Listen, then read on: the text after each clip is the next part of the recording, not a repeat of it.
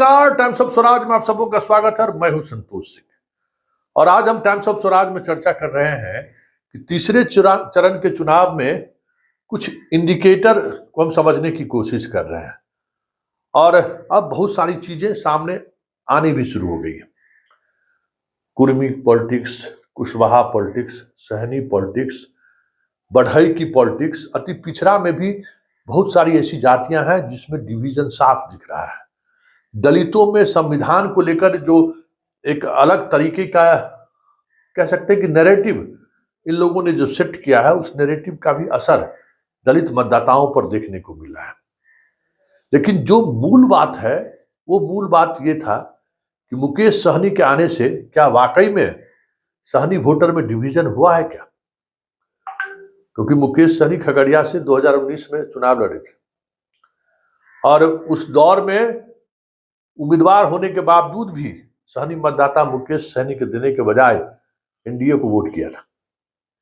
तो इंडिकेटर हम देखना चाहते थे। उसी तरीके से जदयू के अंदर जो चीजें चल रही हैं चिराग को लेकर, वो क्या संकेत दे रहा है। देखिए, एक ऑडियो वायरल हुआ है खगड़िया में। हालांकि ये ऑडियो जो वायरल हुआ है उसमें जो लोजपा चिराग के जो प्रत्याशी हैं, उसके जो मीडिया प्रभारी हैं वो, और जदयू के जो वहां के मीडिया प्रभारी हैं शास्त्री जी, दोनों के बीच की बातचीत है जिसमें पत्रकारों को कितना पैसा दिया गया है। देखिए, जिला के पत्रकारों का जो जिम्मेवारी दी जाती है संस्थानों के द्वारा पैसा लेने के लिए, वो पेड न्यूज ही है। बहुत सारी बातें जो उम्मीदवार चुनाव लड़ते हैं वो और उनके जो मैनेजमेंट देखने वाले लोग हैं वो तो समझते हैं। पब्लिक डोमेन में भी बहुत सारी चीजें नहीं आई हैं। तो ये संवाद जो है, देखिए, एलजेपी चिराग का मीडिया प्रभारी जो सारा कुछ देख रहा है उसका, और ये देखिए जदयू का मीडिया प्रभारी है, दोनों के बीच संवाद होता है और वो संवाद यूट्यूबर्स के पास पहुंच जाता है और पूरा बातचीत वायरल हो जाता है। और ये दो व्यक्ति के बीच बातचीत हुई है। तो कहीं न कहीं जदयू के जो मीडिया प्रभारी हैं उनके माध्यम से ही ये बातें सामने आई होगी।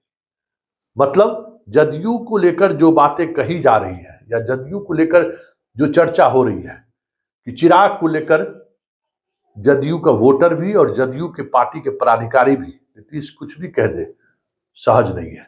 जरा सुनिए किस तरीके से बातचीत हो रही है और वो बातचीत पब्लिक डोमेन में आ गई है। ये बातचीत भले ही पत्रकार को पैसा पहुंचाने को लेकर हो रहा है, लेकिन कितना बड़ा भरोसा जदयू ने तोड़ा है, ये देखने वाली बात है। एक संवाद को, दो पदाधिकारियों के संवाद को इस तरीके से ओपन करना संकेत नहीं है कि जदयू वहां खेला कर रहा है।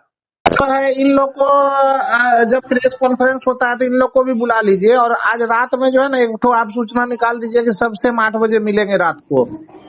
आज हाँ, आज रात में 8 बजे जितना मैक्सिमम कोई नाराज है जो है सबको बुलाइए रात में 8 बजे। मैंने नाराज है कि जितना 3 तारीख से हम खबर निकलवा रहे हैं पीडीएफ अखबार, आप मेरा बात सुनिए और पोर्टल चैनल, आप सर शेयर फेसबुक वाला, इतना सा करिए ना, आप खाली टोटल आदमी को बोल दीजिएगा 8 बजे आने के लिए रात में जी।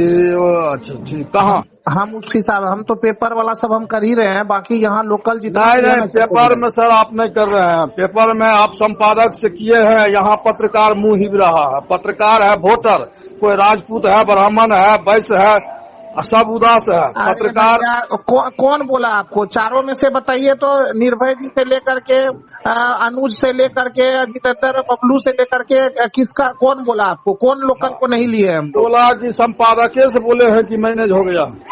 क्या बात करते हैं? इसमें से कोई बोला आपको? अनुज बोला है? अनुज सौरभ बोले थे। अरे भैया, यहाँ ब्यूरो चीफ कौन है? चारों ब्यूरो चीफ से आप फोन लगा के पूछिए। चारों उसके बाद सर